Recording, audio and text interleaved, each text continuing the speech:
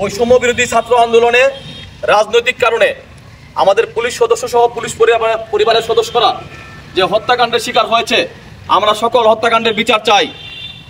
এই হত্যাকাণ্ডের বিচার হওয়ার আগ পর্যন্ত এবং আমরা শুধুমাত্র সম্মানের কারণে, পেটে ক্ষুধার কারণে আমরা যে চাকরিতে এসেছি, এই অবস্থায় আমরা বর্তমানে যে দাবি দেওয়া নিচ্ছি, এই দাবি দেওয়া পূরণ হওয়ার আগ পর্যন্ত আমরা ঝুঁকিপূর্ণভাবেও শুধুমাত্র সরকারি সম্পত্তি রক্ষার জন্য থানায় অবস্থান করছি।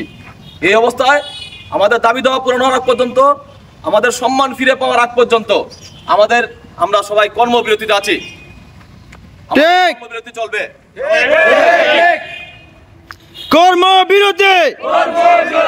কর্মবিরতি। আমার ভাই মরলো কেন? জবাব চাই, জবাব চাই।